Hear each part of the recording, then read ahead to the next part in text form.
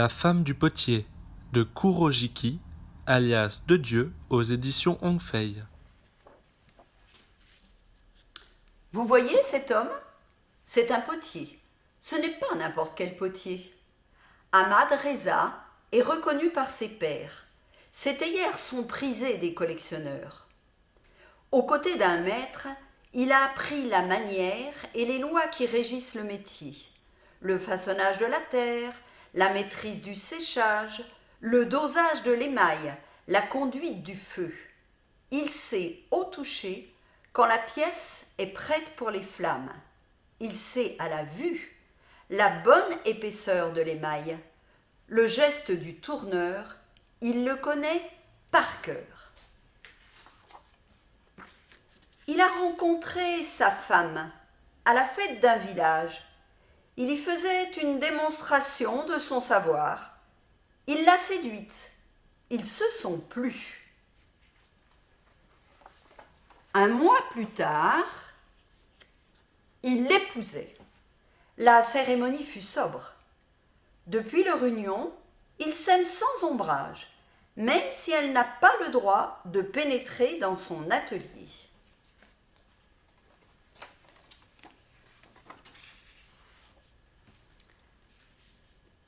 Elle reste sur le seuil en invitant le visiteur à entrer dans l'atelier du maître, puis s'en va préparer le thé. Quand elle revient, sa tâche accomplie, elle dépose le plateau sur le rebord de la fenêtre, tapote au centre au carreau et s'efface. Les années passent. La femme observe longuement son homme au travail par l'entrebâillement de la porte de l'atelier, par la fenêtre du jardin. Elle est admirative de sa dextérité autour. Elle aime quand il plonge ses doigts dans la terre, puis quand d'un geste sans à-coups, un vase naît d'une motte d'argile. Quand son mari devient un danseur assis, elle en pleurerait.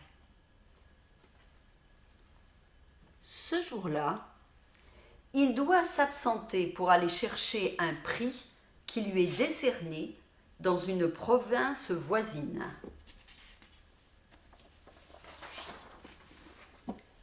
Ce jour-là, elle pénètre dans l'atelier sans en déranger le désordre. Pendant plus d'une heure, elle restera au milieu du réduit, les bras ballants. Chaque recoin de l'atelier est ainsi observé, son regard se posant longuement sur la moindre des outils, les estèques, girelles, tournassins, ébauchoirs, rondeaux, mirettes. Et puis soudain, son cœur s'emballe. Ses mains tremblent. Elle s'empare d'un pain de glaise et façonne un pot, à main nue, comme les primitifs le faisaient sans l'aide d'outils élaborés. Elle creuse la motte avec une coque, redresse les parois avec un galet. Elle est en fièvre.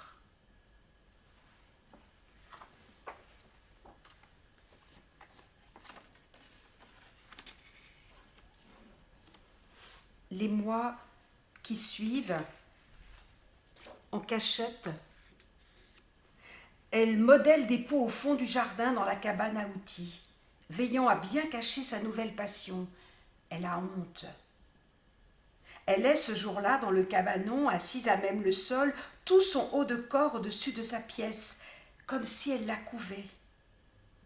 Elle enfonce son poing dans une motte d'une terre sauvage, du matin même prélevée. Elle n'entend pas les pas qui viennent. Deux hommes, un marchand d'art et son époux qui le suivait. Celui-ci découvre en même temps que le visiteur la passion cachée de sa femme. Aucune loi n'est respectée. Il en demande excuse auprès du visiteur. Excuse pour les manquements de savoir-faire. Excuse pour les formes folles, les irrégularités, les disharmonies, la dissymétrie. Pardonnez-lui. Le visiteur n'a pas dit un mot.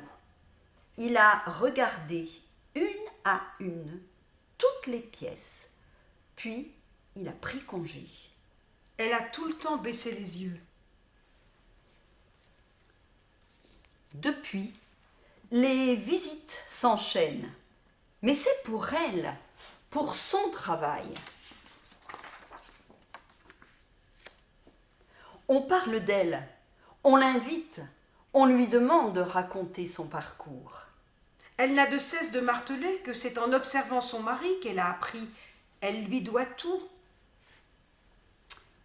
On félicite le mari, on vénère l'artiste. En public, le potier fait bonne figure. Quand on frappe à sa porte, il sait qu'on vient voir sa femme. Il guide le visiteur jusqu'au fond du jardin. Il prépare le thé. Aujourd'hui, elle a reçu un courrier d'une province voisine. Il a couru au fond du jardin pour le lui apporter. Un prix lui a été décerné.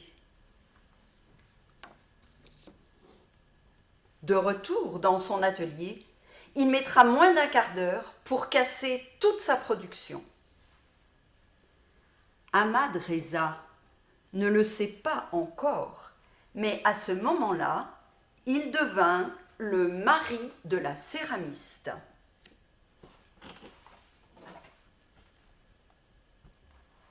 La femme du potier.